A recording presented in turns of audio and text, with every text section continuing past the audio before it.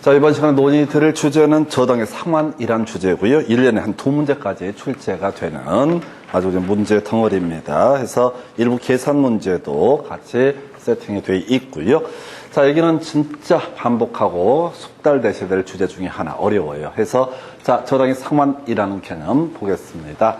자, 일단은 기본적으로 고정금리로 대출을 한다라는 게 전제가 돼 있어야 되고요. 그래서 자, 금리가 5%다라고 이렇게 했을 때 대출을 받게 되면 원금에다 이자가 합쳐서 대출을 상환을 해야 될 겁니다. 그래서 이 고정이자율 저당이라고 하는 거 먼저 용어만 볼까요? 원금 균등 상환 저당이라고 해서 원금은 균등하게 상환을 한다라고 하는 거. 만약에 만약에 20억을 20년간 대출을 받았다라고 하게 되면 매년 1억씩 원금을 상환하게 될 것이다. 그럼 이제 이자는 어떻게 할 거냐라고 했을 때 대출 잔금에다가 이율을 곱해서 이자율을 산정을 하게 된다라고 하는 거. 이게 원금 균등 상환 저당이라고 하는 거, 이런 게 되겠고요. 그 다음에 원리금 균등 상환 저당이라고 하는 것은 20년 동안 20억에다 현 원금에다가 일정한 이자가 있겠죠. 이자를 계산해서 총액을 먼저 계산을 합니다. 그걸 지금 이제 상환하는 회차에 따라서 분할을 해서 분리를 해서 요걸 가지고 상환한다. 그래서 원리금 균등 상환 저당이라는 것은 지금 총액 매기수 상환할 총액이 동일한 것을 가리켜서 원리금 균등 상환 저당이라고 정의를 하게 됩니다. 그 다음에 점증 상환 저당이라고 하는 것. 이 점증 상환 저당이라는 것은 초기에는 적게 내고 앞으로 미래로 갈수록 더 많은 금액을 상환하는 방식을 가리켜서 점증 상환 저당. 깊이 다룰 게 없어요. 그래서 결국은 이 원금 균등 상환 저당이든 원리금 균등 상환 저당이든 점증 상환 저당이든 총 상환액은 어떻다? 항상 동일하다라는 전제하에서 다만 초기에 많이 냈느냐 후기에 많이 냈느냐 요 차이를 가지고 시험 문제가 구성이 되고요. 실질적인 대부분의 문제는 원금 균등 상환 저당과 원리금 균등 상환 저당을 비교하는 형식 또는 이제 상환액을 계산하는 방식으로 출제가 이루어지게 됩니다. 그래서 원금 균등 상환액, 계산하는 방법 볼까요? 매기수 상환할 상환액을 계산하는 방식. 매기수의 원금 상환액에다가 그 다음에 매기수의 이자 상환액을 더해서 내는 방식을 원금 균등 상환 저당. 그러면 매기수 원금 상환액은 되게 간단하죠. 대출 총액에다가 대출 총액을 대출 기간으로 나누게 되면은 그게 매기수 상환할 원금이 되게 된다. 그 다음에 이제 이자라고 하는 거, 매기수 상환할 이자라고 하는 것은 대출 잔액에다가 이자율을 곱해서 넣다 바로 이자액을 계산합니다. 그래서 결국은 원금 상환액 따로 계산하고 이자 상환액 따로 계산해서 이 두 개를 더해서 매기수 상환할 금액을 정하게 되는 것을 뭐라고 한다? 원금 균등 상환 저당이라고 정의를 하게 됩니다. 그래서 해석하면요, 만약에 20년 동안 20억을 대출받았고 매년 원금을 1억씩 상환을 한다라고 했을 때, 첫 해 상환할 금액을 계산하게 되면 원금은 1억이 될 테고, 그 다음에 이자라고 하는 것은 20억을 기준으로 해서 이자가 계산이 되게 될 겁니다. 그러면 두 번째 상환할 금액을 계산하면 두 번째 상환할 원금도 역시 1억은 되겠지만 이제 1억 갚았으니까 바로 19억을 기준으로 해서 이자율을 계산한다. 그러니까 계산해 보다 보면 처음에 내는 금액이 제일 많은 것이 원금 균등 상환 저당, 그리고 점차 상환할 액수가 줄어드는 방식. 그래서 초기에 많이 내는 방식이 뭐가 된다? 원금 균등 상환 저당이다라고 해서 가보면 정리하면 이런 식이죠. 매기수 원금 상환액은 동일하고 이자 상환액은 점차 감소하고, 그래서 저당 지불액 또는 부채 서비스 같은 말입니다. 은행에 갚아야 될 원리금 상환액을 합쳐서 부를 때 부채 서비스액 또는 저당 지불액이라는 표현을 씁니다. 그래서 점차 감소하는 형태, 이걸 원금 균등 상환 저당이라고 정의를 하게 됩니다. 그 다음에 이제 원리금 균등 상환 저당이라고 하는 거. 얘는 대출 총액, 다시 가볼까요?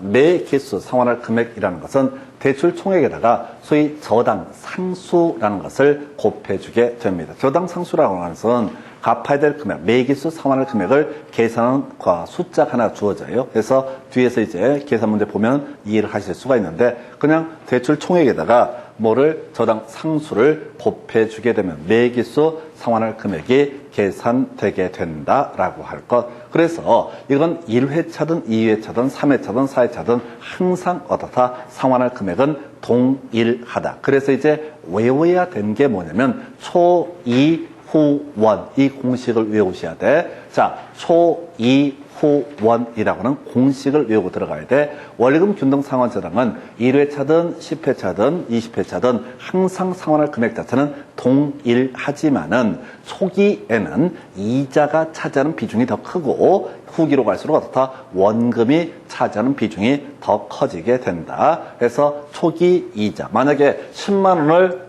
1회차든 2회차든 3회차든 상환한다고 하십시다. 그럼 논리가 이런 식인 거야. 초기에는 이자가 9만 원, 원금이 1만 원 해서 이런 식으로 이제 돼 있는 거고, 자, 쭉 가다 보면은 한 10회차 가게 되면, 자, 이자가 10,000원이고 원금이 9만 원 해서 초기에는 뭐가 크고 이자가 크고, 후기로 갈수록 어떻다? 원금이 커지는 방식을 뭐라고 한다? 원리금 균등 상환 저당이라고 부릅니다. 공식 외우셔야 돼. 초이후원 해서 이자 상환액은 점차 어떻다? 감소하게 될 것이다. 원금 상환액은 어떻다? 점차 증가하게 된다. 그래서 요거 하나 초이후원을 가지고 끊임없이 여러 가지 형태로 지문이 구성이 되게 된다 해서 초이후원이라고 하는 거. 그죠? 왜 이렇게 뭐라고요?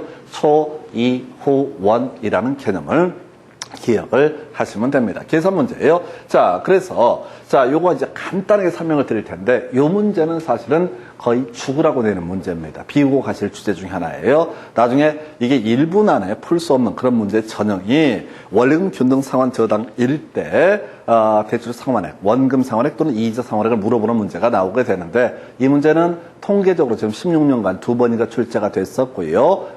그리고 현실적으로 풀기 어려운 문제. 다만 미리 개념 문제 알고 가야 되니까, 자, 일단은 매기수 상환액을 계산하는 방식은 대출 총액에다가 저당 상수를 곱하게 되면은 매기수 상환할 금액이 계산이 되게 된다. 그러면 이제 1회차 이자 상환액이라고 하는 거, 이렇게 가는 거죠. 대출 총액이 되겠죠?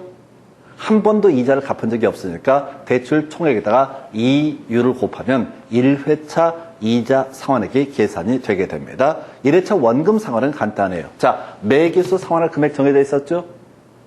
매기수 상환할 금액이 정해져 있다고. 만약에 10만 원이다. 그래서 이자 금액이 9만 원이 나왔다. 그럼 원금 상환액은 뭐가 된다? 10,000원이 된다. 이런 논리 구조예요. 2회차 상환액을 계산하는 방식은 좀 복잡해요. 자, 이자 상환액. 먼저 2회차 매기수 상환할 금액은 정해져 있죠.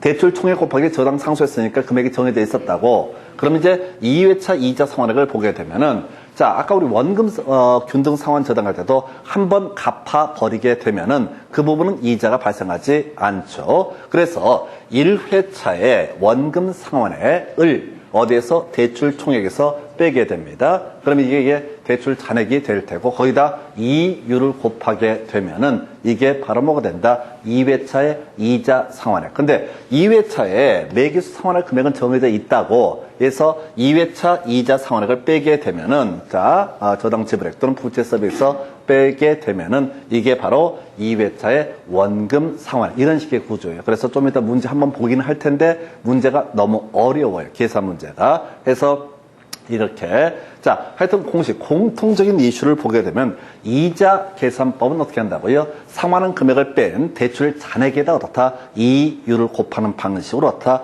이자 상환액이 계산이 되게 된다. 요거예요. 그래서 다른 거 다 빼버리고요. 뒤에 이제 비교할 거 다시 정리해 드릴 텐데, 원금 균등 상환 저당 초기를 기준으로 봤을 때, 1회차를 기준으로 봤을 때 원금 균등 상환 저당이 더 많이 냅니까? 원리금 균등 상환 저당이 더 많이 냅니까? 원금 균등 상환 저당이 더 많은 비용을 초기에 어떻다? 저당 지불액으로 지불을 한다라고 하는 거. 그래서 요렇게 하나 보시면, 그래서 자, 요게 초기에 많이 내고 후기로 갈수록 점점 작아지는 형태를 원금 균등 상환 저당. 근데 초기든 중기든 후기든 항상 내야 되는 총액이 동일한 것을 뭐라고 한다? 원리금 균등 상환 저당이라고 정의를 합니다. 그래서 좀 이따 지문 보시면 해도 넘어올 정도로 이 원금 균등 상환 저당과 원리금 균등 상환 저당을 비교하는 문제가 나오게 돼요. 그래서 원리금 균등 상환 저당 매기수, 저당 상환액, 저당 지불액, 부채 서비스액은 항상 동일하다. 그리고 제일 중요한 얘기 초, 이, 후, 원. 그 동일한 금액을 구성하는 요소를 보니까 초기에는 이자가 더 크고 후기로 갈수록 더 원금이 더 커지게 된다. 그 얘기는 이자 상환액 줄어드는 만큼 원금 상환액이 점차 늘어나는 구조. 그래서 아까 예를 들 때 이런 식이었다고 초기에 원금이 10,000원, 이자가 90,000원이면 한 10회차가 가게 되면 이자가 자 10,000원이 되고 원금이 90,000원이 되는 그런 구조, 이런 것을 가리켜서 원리금 균등 상환 저당 방식이라고 부르게 됩니다. 자, 이걸 가지고 이제 비교를 하게 되면 이런 식이죠. 지금 총 이자 상환액은 너무나 당연한 얘기지만 어떻다? 상환 방식과 무관하게 항상 동일하다. 별 내용도 없어요. 자, 근데 지문에 나오면 좀 당황을 하죠. 두 번째, 초기 납입에 원금 균등 상환 방식하고 원리금 균등 상환 방식을 비교하게 되면 원금 균등 상환 방식이 원리금 균등 상환 방식보다 초기에 1회차에 더 많은 비용을 지불한다. 그러면 초기 납입액과 대응하는 개념이 중도 상환했을 때 또 채무 불이행 위험이라는 개념이 대응하는 개념이죠. 초기에 지금 많이 내기 뭡니까? 원금 균등 상환 저당. 그러면 이제 자, 지금 중도 상환할 때 자, 원금 균등 상환 방식이 먼저 더 많이 냈었죠? 그러면 원리금 균등 상환 방식이라고 하는 게 앞으로 더 갚을 금액이 더 크다라고 하는 거. 이걸 문장으로 표현하면 자, 중도 상환할 때 원금 균등 상환 방식보다 지금 원금 균등 상환 방식이 원리금 균등 상환 방식보다 더 적다. 초기에 더 많이 냈었으니까 중도 상환한다고 했을 때 원금 균등 상환 방식이 더 적다. 그럼 거꾸로 얘기하면 자, 중도 상환한다고 했을 때 더 많이 갚아야 될 금액은 뭐가 되겠다? 원리금 균등 상환 방식이 되게 될 것이다. 똑같은 논리 구조로 채무 불이행 위험, 중간에 돈을 갚지 아니할 위험, 사고 날 위험은 원금 균등 상환 방식과 원리금 균등 상환 방식을 봤을 때 뭐가 더 사고 날 위험이 크다? 원리금 균등 상환 방식이 더 크다. 끝났어요. 이걸 가지고 계산 문제로도 나오고 지문 형태로도 나오고 별게 없어. 그래서 일단은 원리금 균등 상환 방식이 제일 어려운 게 초, 이, 후, 원. 초기에는 이자가 차지하는 비중이 크고 후기로 갈수록 어떻다? 원금이 차지하는 비중이 더 커지게 된다. 초, 이, 후, 원이라고 하는 거. 요렇게 하게 됩니다. 이제 계산 문제까지 이제 연습을 해 보시게 될 텐데 내용 별게 없어요. 한 번만 더 정리하고 자, 우리가 문제를 지문을 보는 것도 결국은 이제 외우기 위한 과정입니다. 이게 뭐 시험에 나왔다 안 나왔다 이게 중요한 게 아니라 결국은 시험에 자주 나왔던 걸 계속해서 반복해서 외워야 되는데 다시 원금 균등 상환 저당. 자, 계산은 상환을 계산하는 방법. 매기수 원금 따로 계산하고요. 매기수 이자 따로 계산해서 두 개를 더하게 되면 매기수 상환할 원리금 상환액 총액이 계산이 되게 된다라고 하는 거. 그래서 결과적으로 원금 균등 상환 저당은 초기에 더 많이 내고 후기로 갈수록 어떻다? 좀 적게 내는 방식을 원금 균등 상환 저당 방식이다. 그래서 원금 균등 상환 저당 방식은 채무 불이행 위험이라든가 이런 것은 상대적으로 원리금 균등 상환 방식보다 적다라고 이렇게 가야 돼. 자, 그리고 좀 이따 계산 문제 할 때 주의하실 게 이런 게 나와요. 원금 균등 상환 방식에 따라서 9회차에 납입할 이자 상환에 13회차에 납입할 원리금 상환액을 계산하시오. 이런 식의 문제가 나올 수가 있어요. 그런데 사람들이 자꾸 생각을 해. 중간에 돈을 혹시 안 갚으면 어떻게 되느냐. 중간에 안 갚으면요. 바로 경매 붙여버리기 때문에 그 다음 13회차에 납입할 이자액을 계산하시오. 이런 얘기를 할 때 그냥 그런 일이 없다고. 그러니까 원금 균등 상환 방식이 됐든 원리금 균등 상환 방식이 됐든 간에 매기수 정상적으로 다 이자를 납입하고 원금을 납입했다는 전제가 쌓여 있어야 돼. 근데 문제 풀다 보면 13회차에 납입할 원리금 상환액을 구하시오. 이런 문제가 나오게 되면 잠깐만 중간에 얘가 한 8회차까지 내고 안 냈으면 어떻게 되지? 이런 식으로 이제 계산 문제, 이자 계산할 때 혼동에 빠진다고. 근데 우리가 민법에서 기한의 이익이라는 개념이 있습니다. 채무자의 이익으로 추정한다. 그래서 뭔 소리냐면 은행에서 주택담보대출을 실행을 했습니다. 대출을 해줬어요. 그러면 예를 들어서 3월 1일까지 갚아야 된다. 그러면 2월 28일까지는 어떻다? 갚지 않아도 되는 이익을 뭐라고 한다? 기한의 이익이라는 얘기를 쓰고 기한의 이익은 채무자의 이익을 위한 것으로 추정하게 된다. 한편 채무자는 기한의 이익을 포기할 수 있으나 상대방의 이익을 해할 수는 없다. 이런 얘기를 우리가 민법 총칙할 때 한번 얘기를 하게 될 겁니다. 어찌됐든 간에 여기서는 정상적으로 다 갚아간다는 전제가 쌓여 있어야지 논리가 되는 거지. 중간에 안 갚으면 어떻게 될까? 이런 고민을 하시면 절대 안 돼요. 원리금 균등 상환 방식은 원금과 이자의 합산액을 계산해 보니까 매기수 동일한 금액을 지불하는 방식을 원리금 균등 상환 저당이라고 부르게 된다. 이게 이제 기본 구조가 되게 될 것이고, 자, 그래서 초이후원이라고 해서 초기에 차지하는 이자가 차지하는 비중이 더 크고 후기로 갈수록 원금이 차지하는 비중이 더 커지게 된다. 이걸 문장으로 풀어 쓰게 되면 이자 상환액은 점차 감소하게 될 것이고 원금 상환액은 어떻다? 점차 증가하게 된다라고 하는 계산 문제 좀 어렵게 구성이 될 테고 점증 상환 저당은 간단해요. 왜? 그냥 요거 하나 의미만 물어보는 거니까 초기에 적게 내고 후기에 많이 내는 거 이게 점증 상환저당. 그래서 대부분의 문제는 원금 균등 상환저당과 원리금 균등 상환저당을 비교하는 형태 또는 계산 문제 형태로 출제가 이루어지고 점증 상환저당이 나오면 진짜 감사 문제입니다. 너무 쉽기 때문에 바로 딱 체크하고 끝내버릴 문제가 점증 상환저당이라는 개념. 그래서 여러분 교재 먼저 175페이지부터 지문 가지고 분석을 해 보도록 하겠습니다.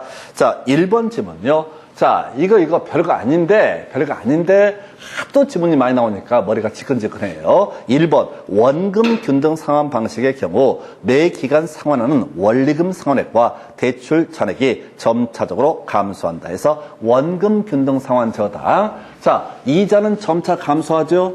네. 원금은 동일하고 이자는 점차 감소하니까 결과적으로 매기수 납입할 지불액, 저당 서비스 지불액 또는 부채 서비스액은 점차 감소하게 될 것이고 대출 잔액도 정상적으로 다 갚았으니까 다 점차 감소하게 된다라고 하는 거 1번 오른편 답이 됐던 지문이고요. 2번 지문요. 원금 균등 상환 방식의 경우 매기에 상환하는 원리금이 점차적으로 감소한다. 맞죠? 원금은 항상 동일하고 이자는 줄어드니까. 3번 원리금 균등 상환 방식은 매기 이자 상환액이 감소하는 만큼 원금 상환액이 증가하게 된다라고 하는 거. 초이후원이라고 했었죠? 원리금 균등 상환 방식은 매기에서 상환할 금액 자체는 어떻다? 동일하다. 그런데 이자가 초기에 크다가 점차 감소하는 반면 그만큼 원금이 어떻다? 점차 증가하기 때문에 바로 3번 질문 이자 상환액이 감소하는 만큼 원금 상환액 증가하게 된다. 4번 질문요. 원리금 균등 상환 방식의 경우 매기에 상환하는 원금액이 점차 증가하게 된다. 맞죠? 이자는 점차 감소하고 원금은 어떻다? 점차 증가하게 된다. 그래서 두 개를 더하면은 종국적으로 원리금 상환액은 어떻다? 항상 동일한 것을 원리금 균등 상환 저당이라고 부르게 된다. 5번 질문이요. 원리금 균등 분할 상환 방식은 원금 균등 분할 상환 방식에 비해서 초기 원리금에서 이자가 차지하는 비중이 크다라고 되어 있죠. 한번 볼까요? 원리금 균등 분할 상환 방식은 원금 균등 상환 방식에 비해서 이자가 더 크다라고 되어 있죠. 그래서 좀 어려운 질문이에요. 원금 균등 상환 방식까지 비교했는데 하여튼 원리금 균등 상환 방식에서는 이자가 초기에 어떻다 차지하는 비중이 더 크다 해서 좀 어려웠던 질문이 되겠습니다. 이것도 그래. 대충 보면 맞출 수가 있고 너무 디테일하게 아직 원금 균등까지 같이 비교를 해버리면 솔직히 어려웠던 질문이 되겠습니다. 자, 그 다음에 지금 6번 지문 볼까요?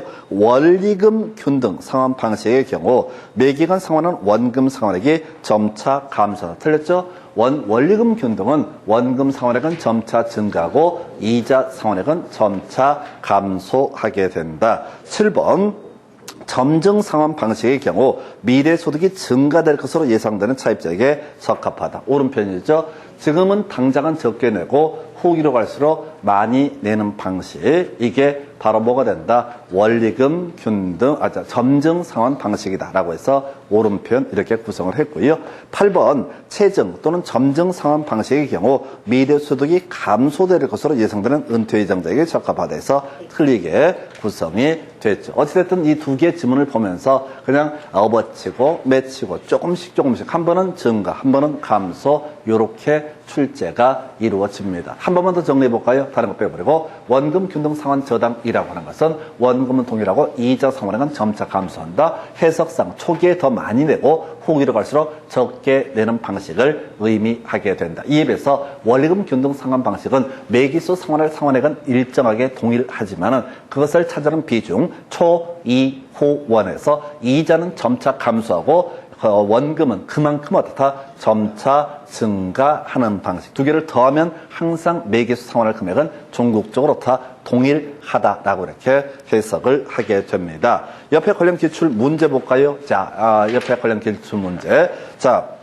이 차이대 문제 A 방식이란 원리금 상환액의 부담을 초기에는 적게 하는 대신 점차 그 부담액을 늘려가는 방식. 뒤에 볼 것도 없어. 이게 뭐가 됩니까? 점증 또는 체증 상환 방식이다라고 하는 거. 초기에 적게 내고 후기에 많이 내는 거. 두 번째 B 방식이란 원리금 상환액은 매기 동일하지만 스톱 끊어버려야 돼. 원리금 상환액이 동일하면 원리금 균등 상환 저당이라고 하는 거. 그래서 A라고 하는 것은 점증, 그 다음에 B라고 하는 것은 원리금 균등이라고 해서 답은 3번 이렇게 구성을 하게 됩니다. 한 페이지 넘겨서 한 문제 더 나와 있어요. 이런 박스형 문제가. 자, 일정 기간 동안 상환액을 특정 비율로 증액해서 원리금 상환액을 초기에는 적게 부담하고 점차 늘려가는 방식. 앞에 볼 거 없잖아. 초기에 적게 부담하고 늘려가는 방식이 뭐가 된다? 점증 상환 방식. 그래서 앞에 해설 보시면 안 돼. 앞에 그 문장 보시면 오히려 독이 돼. 점차 늘려간다. 그럼 뭐가 된다? 점증 상환 또는 체증 상환 방식이다라고 하는 거. 그러니까 문제를 쉽게 풀면 쉽게 풀려요. 근데 이걸 꼼꼼히 보시게 되면 앞쪽 말이 무슨 말인가 헷갈릴 수가 있습니다. 그래서 요렇게 가셨고요. 그 다음에 이제 상환 방식의 비교 등에 관한 질문. 아까 설명드렸어. 초기에 많이 내는 게 뭐가 된다?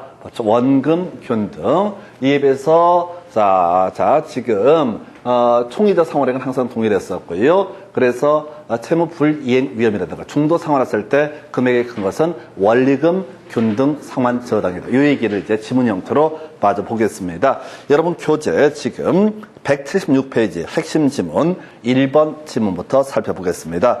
대출 기간 만기까지 대출 기간의 총 이자 수입의 크기는 원금 균등 상환 방식, 점증 상환 방식, 원리금 균등 상환 방식 순이다. 틀렸다고요. 총 이자는 항상 동일하다. 다만 내는 순서에 관한 부분만 다른 것이다 라고 할 것. 2번 질문.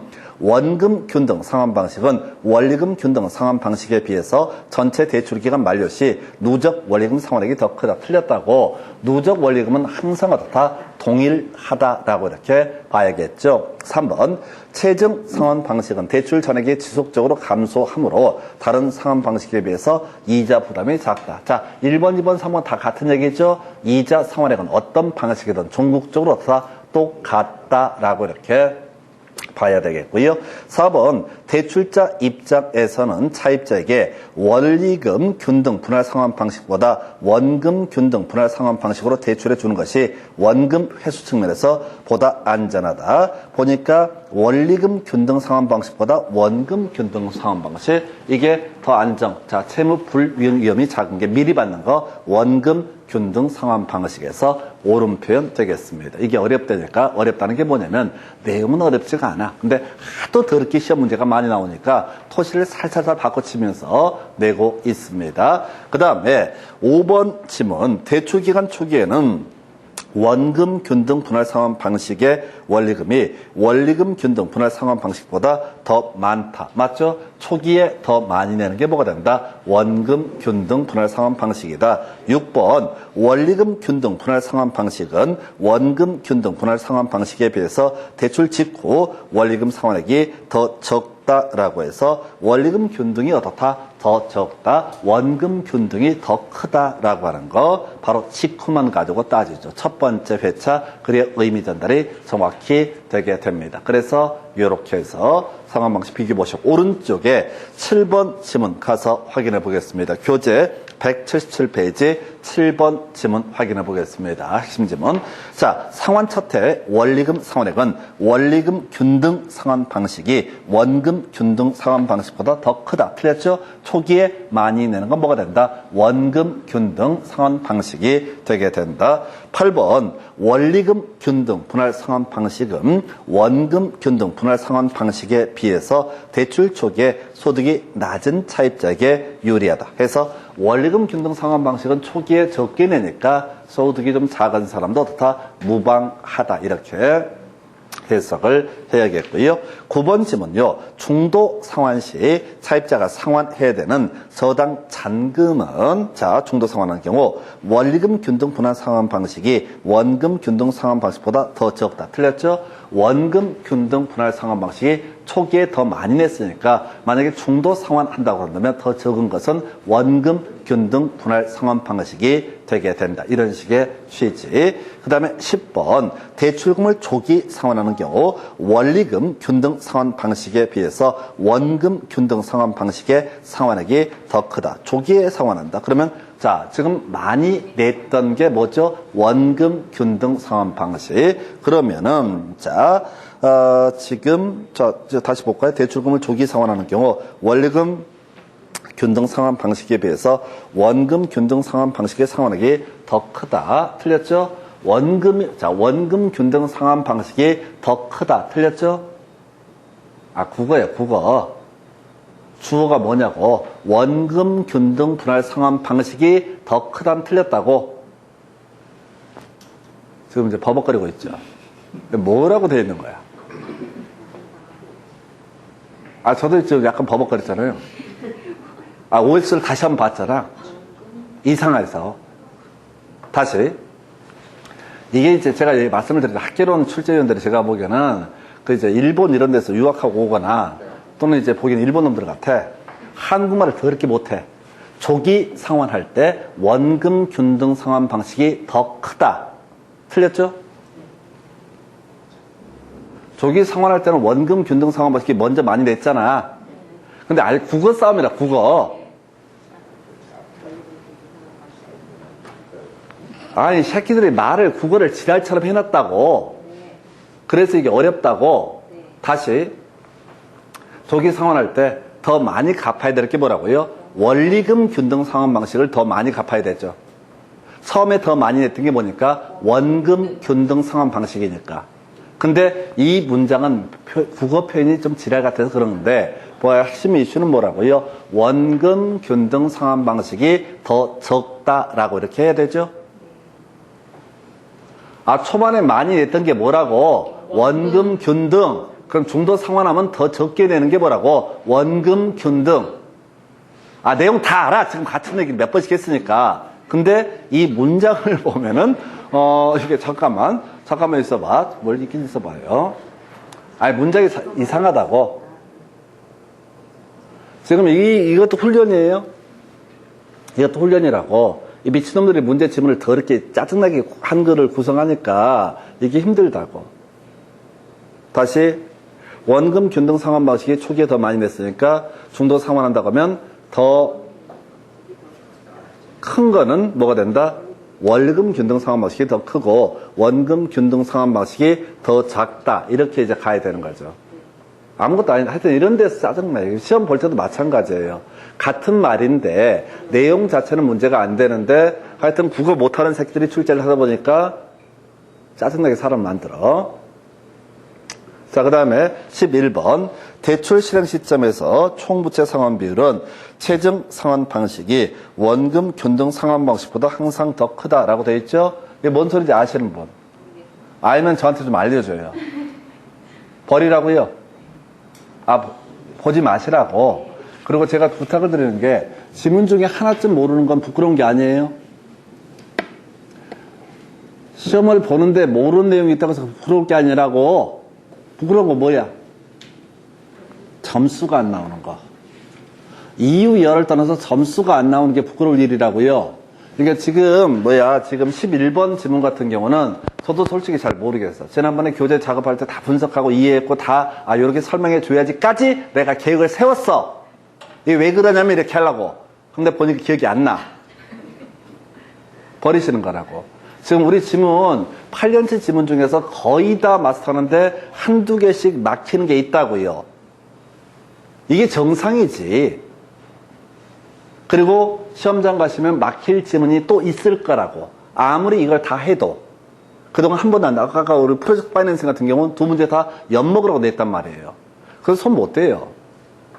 결국은 기초가 되는 개념을 계속 반복하는 그 밖에 방법이 없어요. 그래서 한 번만 더 정리하고 이제 다음 주제 설명드리겠습니다. 자, 다시 외워야 돼요. 자, 원금 균등 상환 방식. 원금은 균등하다. 그리고 이자는 어떻다? 점차 작아지게 될 것이다. 그래서 전체 납입액은 초기에 상대적으로 많이 내고 이자가 줄어드니까 전체 납입액이 줄어드는 방식. 그래서 어차피 총 상환 금액은 똑같은데 처음에 많이 내고 후기에 적게 내는 방식을 뭐라고 한다? 원금 균등 상환 방식. 근데 원리금 균등 상환 방식, 원리금을 합쳤더니만 매 기수 상환할 금액은 항상 동일하더라. 그러면 그것을 구성하는 원금과 이자의 추이를 보니까 초, 이, 후원. 초기는 이자가 차지하는 비중이 크고 후기는 어떻다? 원금이 차지하는 비중이 더 커지게 되더라. 그래서 자, 이자 상환액은 점차 감소하고 그만큼 원금 상환액이 점차 증가하는 방식. 이걸 뭐라고 한다? 원리금 균등 상환 저당. 그래서 원리금 균등 상환 저당이든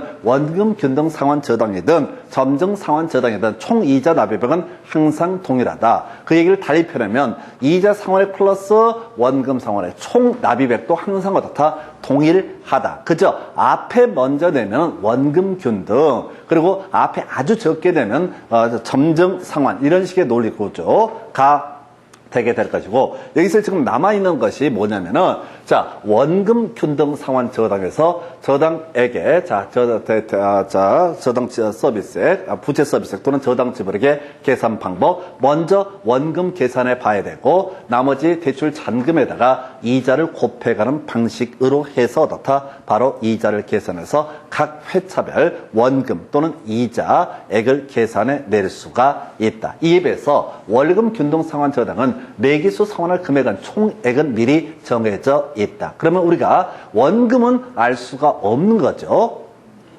원리금 균등 상환 저당 10만 원이다 라고 했을 때 원금, 이 중에서 원금이 차지하는 비중을 바로 알 수는 없다고. 대신 이자는 바로 알 수가 있죠.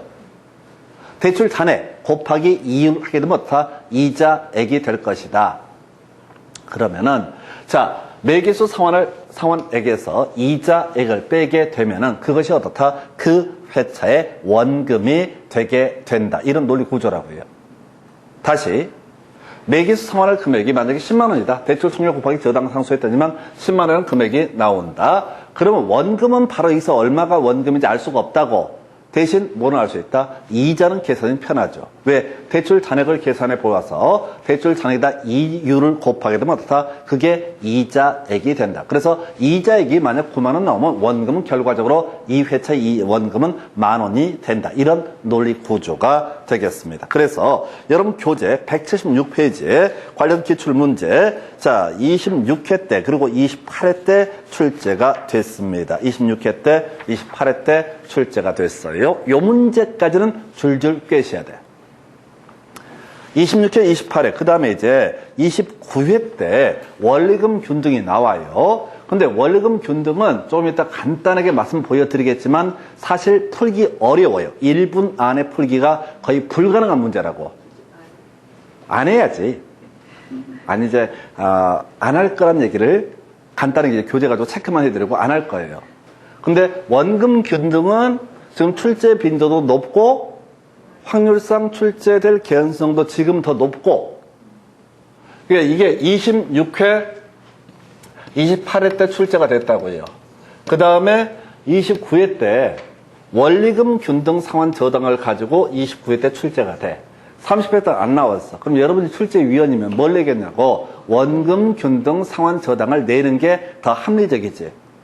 29회 때 원리금 균등 상환 저당은 22회 때 나왔던 문제를 아주 더럽게 어렵게 꽈넣어서 낸 거예요. 이건 못 풀어요, 사실. 현실적으로 1분 안에. 1분 안에 풀 수 없는 문제는 내 문제가 아니에요. 공부할 필요도 없어. 아까 우리 상업용 부동산 기준 대출한도 이런 거 따질 때 대환 대출을 이런 얘기 나오면서 해설만 한 10몇 줄 됐던 거 있다고. 근데 해설 쓰느라고 뒤진 줄 알았어요. 나도 몰라. 근데 막 분석해 가면서 일 없이 그걸 한 30분 동안 쓴다고. 그럼 수험생 그걸 어떻게 푸냐고. 못 푼다고. 그럼 이제 버리면 돼요. 자, 그래서 지금 원금 균등 상환 저당만 다시 가보겠습니다. 계산 문제 보기에 앞서서 공식 한번. 원금 먼저 계산해 봐야 된다. 그리고 이자 계산을 두 개를 더하게 되면 어떻다? 이게 매 회차 바로 저당 지불액 또는 부채 서비스액이라는 것이 된다. 즉 상환할 금액이 되게 된다라고 해서 자 문제 가지고 이제 설명을 드리도록 하겠습니다. 여러분 자료 몇 페이지? 176페이지.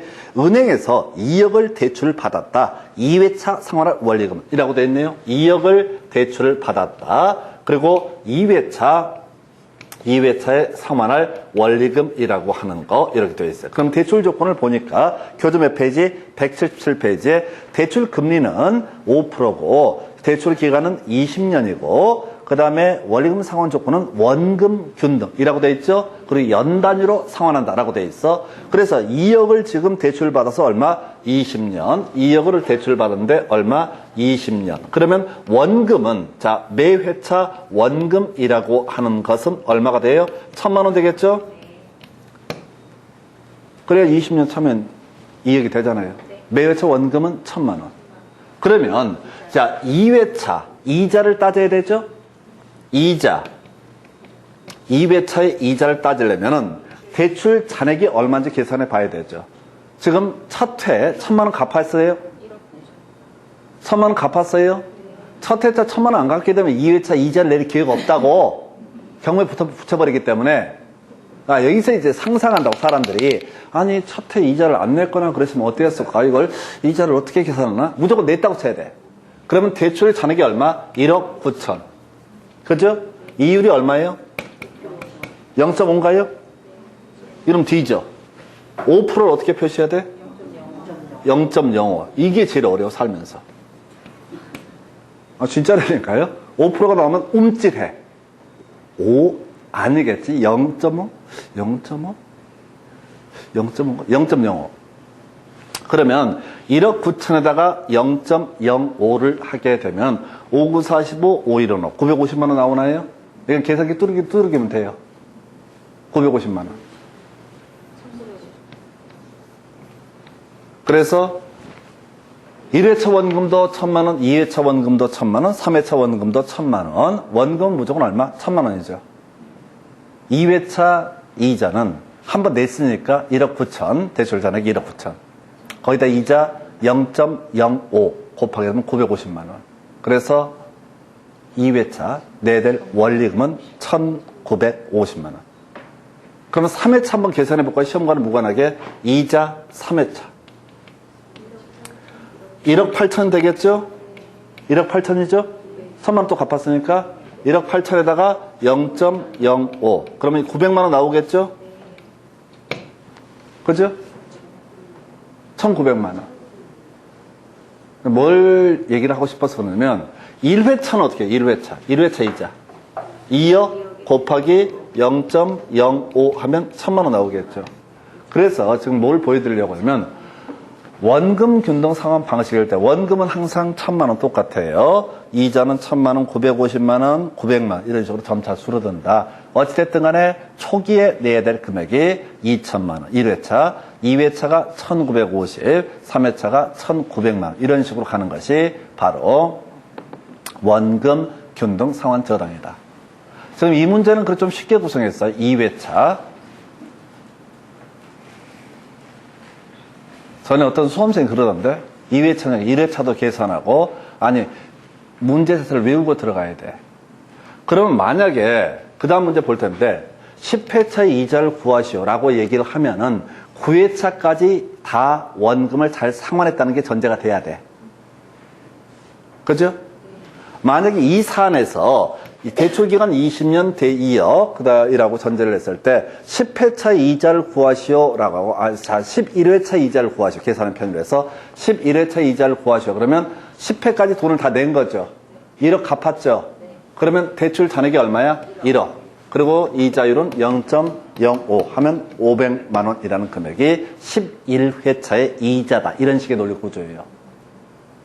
그러니까 이게 항상 뭐가 전제가 돼야 돼? 다 잘 갚았다라는 전제가 쌓여 있어야 됩니다. 자, 이게 26회 때 나왔던 문제. 진짜 간단한 문제죠. 계산, 이게 조금만 숙달되면 거의 암산까지 가능했던 그런 문제 패턴이에요. 그리고 나서 28회 때 난이도를 더 올리게 됩니다. 어떻게? 자, 뭐라고 돼 있는데, 9회차 상환할 원리금 상환액과 13회차 납부할 이자 납부액. 이거 깊게 갈 것도 없어. 자, 9회차 이자. 9회차의 이자. 그러면은 대출 잔액을 계산해 봐야 되죠. 원금 균등 상환 저당이라고 전제를 깔고 있을 거예요. 대출액이 지금 얼마냐면은 5억을 대출을 받습니다. 5억을 대출을 받아. 그리고 대출 기간이 지금 몇 년이면 20년인가요? 그러면 한 해 20년 나누면 한 해 얼마? 2,500이 원금이 되게 된다라고 되는 거죠. 한 해차 원금이 2,500. 근데 문제에서 9회차 상환할 원리금 상환액을 구하시오라고 되어 있죠. 9회차 상환할 원리금 상환액은 9회차에 자 원금하고 원금은 얼마? 9회차의 원금이든 10회차의 원금이든 2,500이 되는 거죠. 원금 균등 상환자 원금은 항상 동일하다고. 이자 상환액 9회차를 계산하려면 어떻게 해야 돼? 8회까지 다 돈을 냈다고 쳐야 돼. 지금 대출 5억 받았는데 8회까지 아무 탈 없이 돈을 다 갚게 되면은 8회 16, 8호 40, 2억 갚아버린 거죠? 8회까지 돈을 갚았으면 2,500만 원씩 2에서 8회를 갚았으면 2억을 갚은 거라고. 그럼 대출 잔액이 얼마가 된다? 3억. 그리고 이자율을 계산해 봐야 되죠. 이자율이 0.05인가요? 1,500만 원. 원금 2,500에 이자 얼마? 1,500. 그래서 9회차 원리금 상환액은 얼마? 4,000만 원이라는 금액이 되게 될 것이다. 다시 한 번만 더 갈게요. 이거 문제를 통째 외워야 돼. 지금 9회차 원리금 상환액을 구하시오라고 돼 있다고. 그럼 9회차의 원금을 계산해 봐야 되죠. 근데 5억이고 대출기간 20년이니까 한 회당 얼마? 2,500만 원이 원금이죠. 9회차 이자를 구하고자 합니다. 그럼 대출 잔액을 계산해 봐야 돼. 그동안 갚은 거 다 빼버려야 돼. 5억 대출 받았는데 그동안 2,500만 원씩 8번을 갚았다고. 그럼 8호 40, 8회 16에서 2억을 갚은 거라고. 그럼 대출 잔액이 얼마가 된다? 3억이라는 금액이 된다. 3억에다 대출 잔액에다 이자율 얼마? 0.05를 곱하게 되면 이게 얼마? 1,500만 원이라는 금액이 나오게 된다. 그래서 9회차 원리금 뭐라고요? 4천만 원. 13회차 이자 상환액 구하시오. 나와 있죠? 이것도 자 그러면 이 13회차 이자 13회차를 구하려면 자 대출 잔액을 먼저 계산해 봐야 되죠. 원래 총 얼마? 5억이었어서 얼마를 빼야 되냐면 지금 12회를 갚은 거야. 3억 갚았나요? 2,500만 원씩 10회면 2억 5천이고 12회면 3억을 갚은 거예요. 3억을. 그럼 대출 잔액이 결과적으로 얼마? 2억이죠. 여기다가 0.05 곱하게 되면은 1,000만 원인가요? 13회차 이자는 얼마예요? 1,000만 원. 그러니까 이게 아무 겁먹을 게 없어. 지금 9회차, 13회차 나와 있으니까 그렇지 19회차 이자 어떻게 돼요? 19회차 이자 어떻게 돼요? 자, 잠깐만요. 자, 다시. 19회차 이자 19회차. 그러면 원금은 아까 19회 원금은 일단 2,500이었겠죠. 그죠? 19회차 이자를 구하려면 5억에서 얼마를 빼야 되면 2,500 곱하기 18회가 들어가야 되죠. 이게 4억 5천 나오나요? 좀 나온 것 같아요. 2,500 두 번 남았으니까 19회하고 20회 남았으니까 4억 5천이 나오겠죠. 이게 계산하면 4억 5천. 4억 5천에다가 얼마? 이율 0.05를 곱하게 되면은 이 금액이 뭐가 돼요? 이자가 되는 거죠. 남아있는 5천에 0.0. 알았어요. 그냥, 지금 자나 안 자나 보는 거, 자나 안 자나 보려고. 5천에다가, 5억에서 4억 5천을 빼야 되니까 5천에다가 0.05. 그거 봐봐요. 얼마나 답답하겠어. 그럼 빨리 보이는데 그걸 삽질을 하고 있으니. 그러니까, 19회차 이자라고 하는 게 5천만 원 곱하기 0.05를 한 값, 이런 식으로 간다고. 그러니까 실질적으로는 이 연습 조금만 하시게 되면은 전혀 문제가 되지 않아요. 이게 원금 균등 상환자당 26회, 28회 때 나왔던 문제였었고요. 그 다음 여러분 교재. 자, 몇 페이지? 지금, 자, 178페이지 29회 때 이게 원리금 균등 상환자당 하지 마세요. 그냥 해설은 달아놨는데 출제됐을 때 1분 안에 풀기 어려워. 그러니까 무난하게 원금 균등 상환자당만 뒤지게 하자. 이것만 달달달 외우자. 근데 어떻게 하다 보니까 31회 때 원리금 균등이 나왔어. 그럼 어떻게 해야 돼? 개새끼들 하면서 넘어가면 돼.